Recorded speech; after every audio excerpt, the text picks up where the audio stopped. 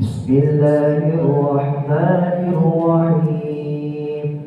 واعلموا أنما غنمتم من شيء فأن لله خمسه وللرسول ولذي القربى واليتامى والمساكين وابن السبيل إن كنتم آمنتم بالله وما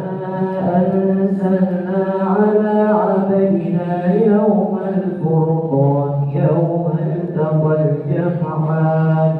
والله على كل شيء قدير إذ أنتم بالعدوة الدنيا وهم بالعدوة القصوى والركب أسفل منكم ولو تواعدتم لاختلفتم في الميعاد ولكن ليقضي الله أمرا كان مفعولا ليهلك من هلك عن بينة ويحيى من حي عن بينة وإن الله لسميع عليم إذ يريكهم الله في منامك قليلا ولو أراكهم كثيرا لفشلتم ولتنازعتم في الأمر ولكن الله سلم إنه عليم بذات الصدور وإذ يريكموهم إذ التقيتم في أعينكم قليلا ويقللكم في أعينهم ليقضي الله أمرا كان مفعولا وإلى الله ترجع الأمور يا أيها الذين آمنوا إذا لقيتم فئة فاثبتوا واذكروا الله كثيرا لعلكم تفلحون وأطيعوا الله ورسوله ولا تنازعوا فتفشلوا وتذهب ريحكم واصبروا إن الله مع الصابرين ولا تكونوا كالذين خرجوا من ديارهم بطرا ورئاء الناس ويصدون عن سبيل الله والله بما يعملون محيط وإذ زين له الشيطان أعمالهم وقال لا غالب لكم اليوم من الناس وإني جار لكم فلما تراءت الفئتان نقص على عقبيه وقال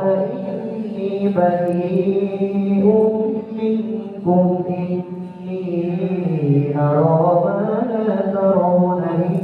إني أخاف الله والله شديد العقاب إذ يقول المنافقون والذين في قلوبهم مرض غر هؤلاء دينهم ومن يتوكل على الله فإن الله عزيز حكيم ولو ترى إذ يتوفى الذين كفروا الملائكة يضربون وجوههم وأدبارهم وذوقوا عذاب الحريق ذلك بما قدمت أيديكم وأن الله ليس بظلام للعبيد كدأب آل فرعون والذين من قبلهم كفروا بآيات الله فأخذهم الله بذنوبهم إن الله قوي شديد العقاب ذلك بأن الله لم يكن مغيرا نعمة أنعمها على قوم حتى يغيروا ما بأنفسهم وأن الله سميع عليم. كدأب آل فرعون والذين من قبلهم كذبوا بآيات ربهم فأهلكناهم بذنوبهم وأغرقنا آل فرعون وكل كانوا ظالمين. إن شر الدواب عند الله الذين كفروا فهم لا يؤمنون. الذين عاهدت منهم ثم ينقضون عهدهم في كل مرة وهم لا يتقون. فإما تثقفنهم في الحرب فشدد بهم من خلفهم لعلهم يذكرون. وإما تخافن من قوم خيانة فانبذ إليهم على سواء إن الله لا يحب الخائنين. ولا يحسبن الذين كفروا سبقوا إنهم لا يعجزون. وأعدوا لهم ما استطعتم من قوة ومن رباط الخيل ترهبون به عدو الله وعدوكم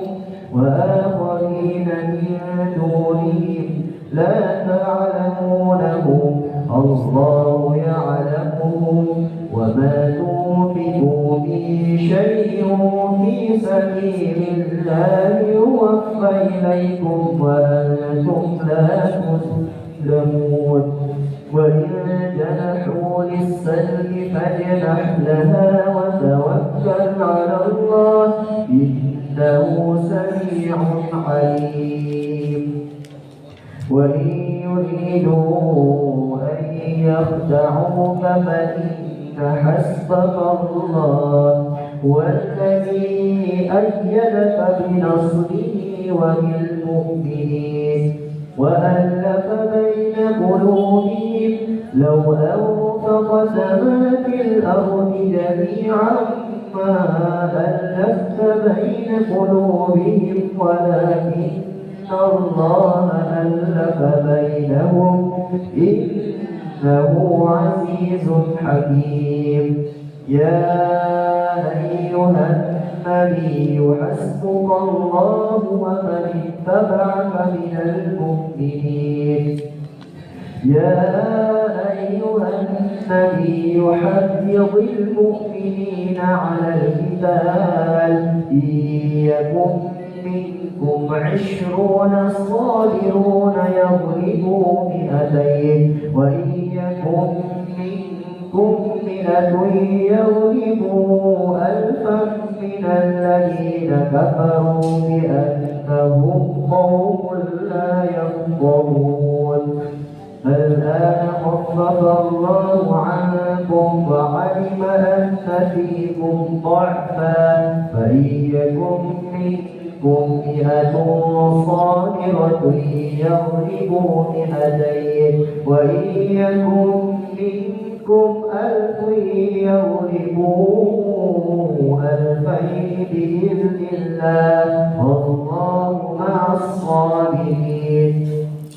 ما كان لنبي أن يكون له أسرى حتى يثخن في الأرض تريدون عرض الدنيا والله يريد الآخرة والله عزيز حكيم. لولا كتاب من الله سبق لمسكم فيما أخذتم عذاب عظيم. فكلوا مما غنمتم حلالا طيبا واتقوا الله إن الله غفور رحيم. يا أيها النبي قل لمن في أيديكم من الأسرى إن يعلم الله في قلوبكم خيرا يؤتكم خيرا مما أخذ منكم ويغفر لكم والله غفور رحيم وإن يريدوا خيانتك فقد خانوا الله من قبل فأمكن منهم والله عليم حكيم إن الذين آمنوا وهاجروا وجاهدوا بأموالهم وأنفسهم في سبيل الله والذين آووا ونصروا أولئك بعضهم أولياء بعض والذين آمنوا ولم يهاجروا ما لكم من ولايتهم من شيء حتى يهاجروا وإن استنصروكم في الدين فعليكم النصر إلا على قوم بينكم وبينهم ميثاق والله بما تعملون بصير والذين كفروا بعضهم أولياء بعض إلا تفعلوا تكون فتنة في الأرض وفساد كبير والذين آمنوا وهاجروا وجاهدوا في سبيل الله والذين آووا ونصروا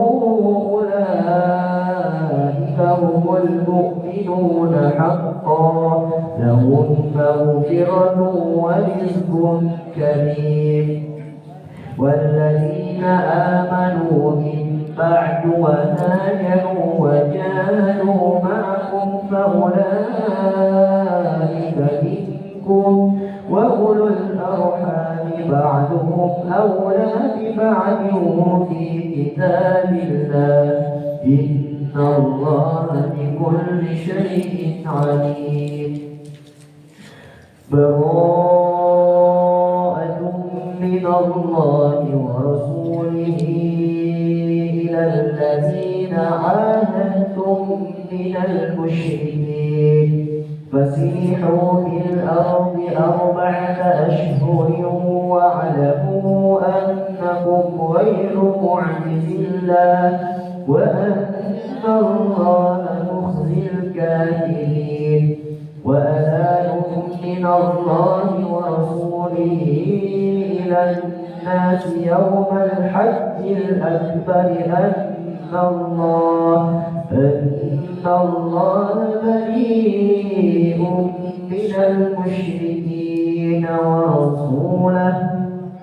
فإن تبتم فهو خير لكم وإن توليتم فاعلموا أنكم غير معجز الله وبشر الذين كفروا بعذاب أليم إلا الذين عاهدتم من المشركين ثم لم ينقصوكم شيئا ولم يظاهروا عليكم أحدا فأتموا إليهم عهدهم إلى مدتهم إن الله يحب المتقين فإذا انسلخ الأشهر الحرم فاقتلوا المشركين حيث وجدتموهم وخذوهم واحصروهم واقعدوا لهم كل مرصد فإن تابوا وأقاموا الصلاة وآتوا الزكاة فخلوا سبيلهم إن الله غفور رحيم وإن أحد من المشركين استجارك فأجره حتى يسمع كلام الله ثم أبلغه مأمنه ذلك بأنهم قوم لا يعلمون. كيف يكون للمشركين عهد عند الله وعند رسوله إلا الذين عاهدتم عند المسجد الحرام فما استقاموا لكم فاستقيموا لهم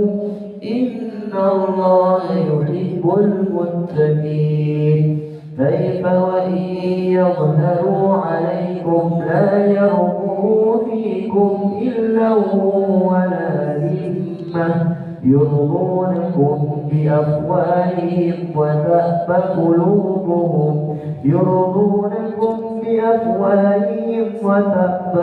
قلوبهم وأكثرهم فاسقون.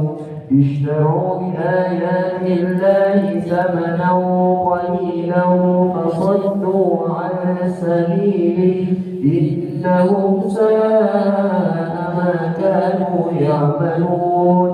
لا يرقبون في مؤمن إلا ولا ذمة وأولئك هم المعتدون. فإن تابوا وأقاموا الصلاة وآتوا الزكاة فإخوانكم في الدين ونفصل الآيات لقوم يعلمون. وإن نكثوا أيمانهم من بعد عهدهم وطعنوا في دينكم فقاتلوا أئمة الكفر إنهم لا أيمان لهم لعلهم ينتهون. فلا تقاتلون قوما نكثوا أيمانهم وهموا بإخراج الرسول وهم بدؤوكم أول مرة أتخشونهم فالله أحق أن تخشوه إن كنتم مؤمنين. قاتلوهم يعذبهم الله بأيديكم ويخزيهم وينصركم عليهم ويشفي صدور قوم مؤمنين ويذهب غيظ قلوبهم ويتوب الله على من يشاء والله عليم حكيم. أم حسبتم أن تتركوا ولما يعلم الله الذين جاهدوا منكم ولم يتخذوا من دون الله ولا رسوله ولا المؤمنين وليا والله خبير بما تعملون. ما كان للمشركين أن يعمروا مساجد الله شاهدين على أنفسهم بالكفر أولئك حبطت أعمالهم وفي النار هم خالدون. إنما يعمر مساجد الله من آمن بالله واليوم الآخر وأقام الصلاة وآتى الزكاة ولم يخش إلا الله فعسى أولئك أن يكونوا من المهتدين. أجعلتم سقاية الحاج وعمارة المسجد الحرام كمن آمن بالله واليوم الآخر وجاهد في سبيل الله لا يستوون عند الله والله لا يهدي القوم الظالمين. الذين آمنوا وهاجروا وجاهدوا في سبيل الله بأموالهم وأنفسهم أعظم درجة عند الله وأولئك هم الفائزون. يبشرهم ربهم برحمة منه ورضوان وجنات لهم فيها نعيم مقيم خالدين فيها أبدا إن الله عنده أجر عظيم. يا أيها الذين آمنوا لا تتخذوا آباءكم وإخوانكم أولياء إن استحبوا الكفر على الإيمان ومن يتولهم منكم فأولئك هم الظالمون. قل إن كان آباؤكم وأبناؤكم وإخوانكم وأزواجكم وعشيرتكم وأموال اقترفتموها وتجارة تخشون كسادها ومساكن ترضونها أحب إليكم من الله ورسوله وجهاد في سبيله فتربصوا حتى يأتي الله بأمره والله لا يهدي القوم الفاسقين. لقد نصركم الله في مواطن كثيرة ويوم حنين إذ أعجبتكم كثرتكم فلم تغن عنكم شيئا وضاقت عليكم الأرض بما رحبت ثم وليتم مدبرين ثم أنزل الله سكينته على رسوله وعلى المؤمنين وأنزل جنودا لم تروها وعذب الذين كفروا وذلك جزاء الكافرين. ثم يتوب الله من بعد ذلك على من يشاء والله غفور رحيم. يا أيها الذين آمنوا إنما المشركون نجس فلا يقربوا المسجد الحرام بعد عامهم هذا وإن خفتم عيلة فسوف يغنيكم الله من فضله إن شاء إن الله عليم حكيم. قاتلوا الذين لا يؤمنون بالله ولا باليوم الآخر ولا يحرمون ما حرم الله ورسوله ولا يدينون دين الحق من الذين أوتوا الكتاب حتى يعطوا الجزية عن يد وهم صاغرون. وقالت اليهود عزير ابن الله وقالت النصارى المسيح ابن الله ذلك قولهم بأفواههم يضاهئون قول الذين كفروا من قبل قاتلهم الله أنى يؤفكون. اتخذوا أحبارهم ورهبانهم أربابا من دون الله والمسيح ابن مريم وما أمروا إلا ليعبدوا إلها واحدا لا إله إلا هو سبحانه عما يشركون. يريدون أن يطفئوا نور الله بأفواههم ويأبى الله إلا أن يتم نوره ولو كره الكافرون. هو الذي أرسل رسوله بالهدى ودين الحق ليظهره على الدين كله ولو كره المشركون. يا أيها الذين آمنوا إن كثيرا من الأحبار والرهبان ليأكلون أموال الناس بالباطل ويصدون عن سبيل الله والذين يكنزون الذهب والفضة ولا ينفقونها في سبيل الله فبشرهم بعذاب أليم يوم يحمى عليها في نار جهنم فتكوى بها جباههم وجنوبهم وظهورهم هذا ما كنزتم لأنفسكم فذوقوا ما كنتم تكنزون إن عدة الشهور عند الله 12 شهرا في كتاب الله يوم خلق السماوات والأرض منها 4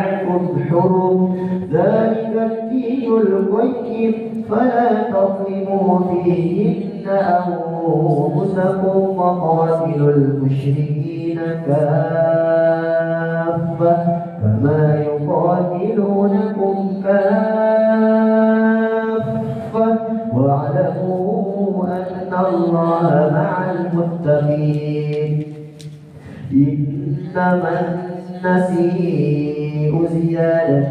في الكفر يضل به الذين كفروا يحلونه عاما ويحرمونه عاما ليواطئوا عدة ما حرم الله ويحلوا ما حرم الله زين لهم سوء أعمالهم والله لا يهدي القوم الكافرين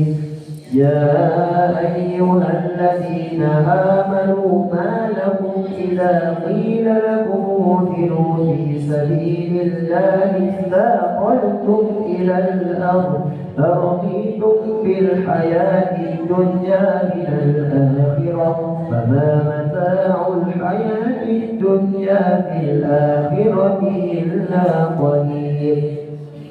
إلا تغفروا يعذبكم عذابا أليما ويستبدل قوما غيركم ولا تضروه شيئا والله على كل شيء قدير إلا تنصروه فقد نصره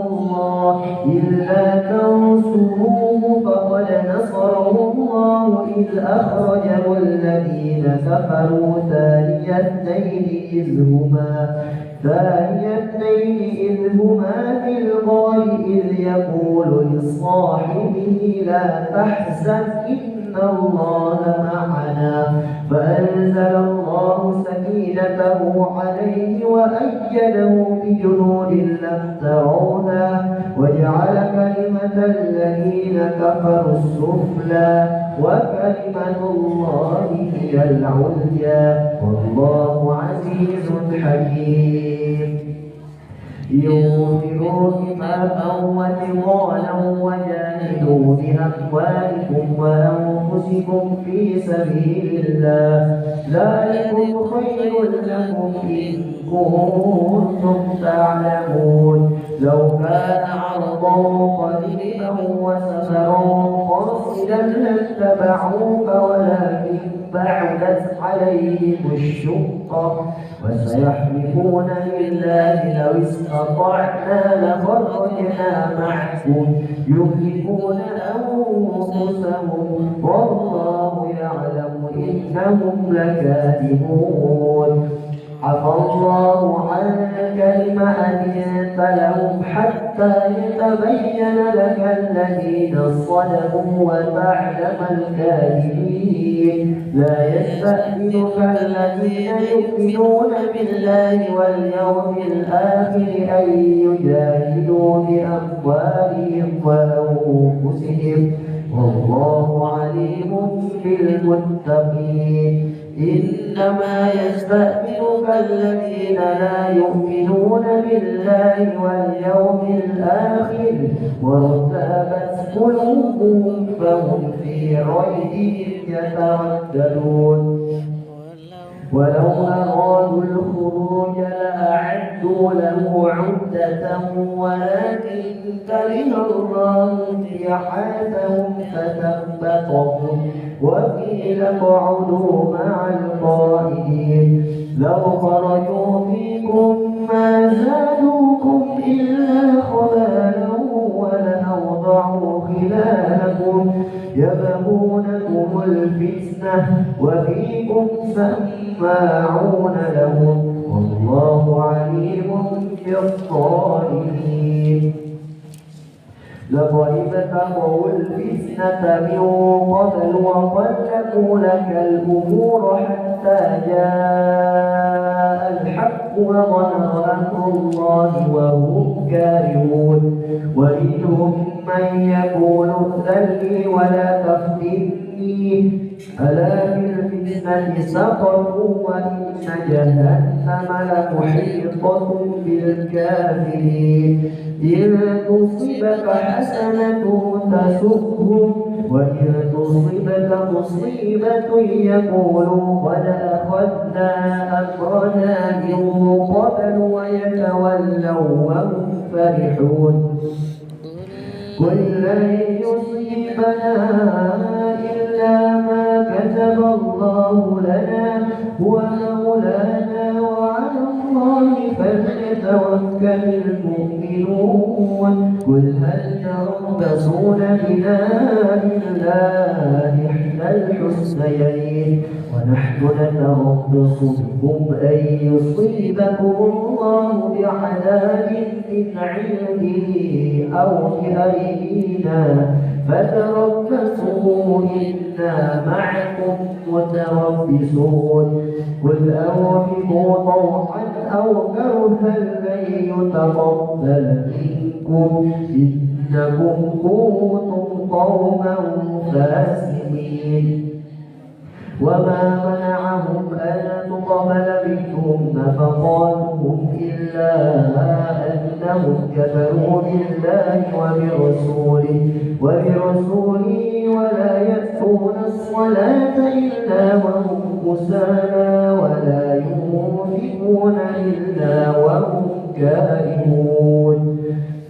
ولا تعجبك أموالهم ولا أولادهم إنما يريد الله ليعذبهم بها في الحياة الدنيا وتزهق أنفسهم وهم كافرون ويحلفون بالله إنهم لمنكم وما هم منكم ولكنهم قوم يفرقون لو يجدون ملجأ أو مغارات أو مدخلا لولوا إليه وهم يجمحون ومنهم من يلمزك في الصدقات فإن تعطوا منها وإن لم يعطوا منها إذا هم يسخطون ولو أنهم رضوا ما آتاهم الله ورسوله وقالوا حسبنا الله سيؤتينا الله من فضله ورسوله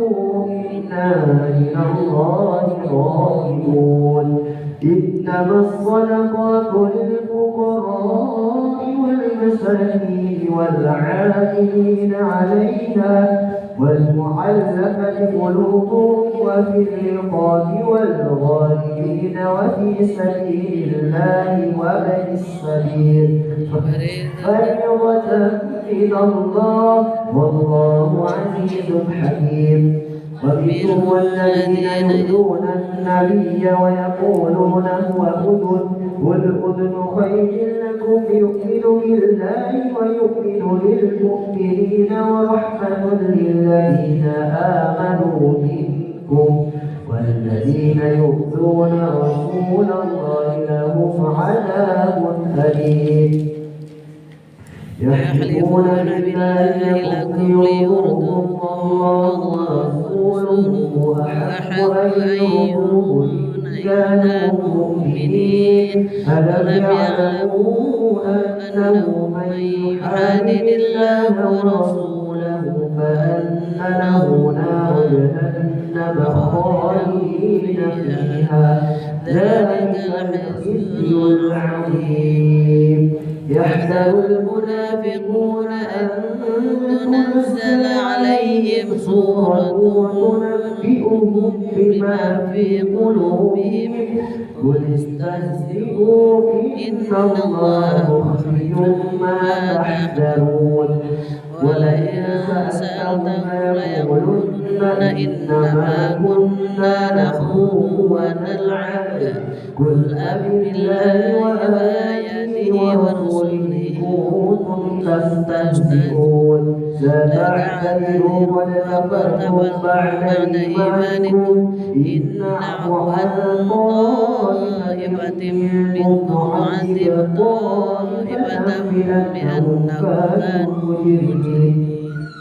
المنافقون والمنافقات بعضهم من بعض يأمرون بالمنكر وينهون عن المعروف ويقبضون أيديهم نسوا الله فنسيهم إن المنافقين هم الفاسقون وعد الله المنافقين والمنافقات والكفار نار جهنم خالدين فيها هي حسبهم ولعنهم الله ولهم عذاب مقيم كالذين من قبلكم كانوا أشد منكم قوة وأكثر أموالا وأولادا فاستمتعتم بخلاقكم كما استمتع الذين من قبلكم بخلاقهم وخضتم كالذي خاضوا أولئك حبطت أعمالهم في الدنيا والآخرة وأولئك هم الخاسرون ألم يأتهم نبأ الذين من قبلهم قوم نوح وعاد وثمود وقوم إبراهيم وأصحاب مدين والمؤتفكات أتتهم رسلهم بالبينات وما كان الله ليظلمهم ولكن كانوا أنفسهم يظلمون والمؤمنون والمؤمنات بعضهم أولياء بعض يأمرون بالمعروف وينهون عن المنكر ويقيمون الصلاة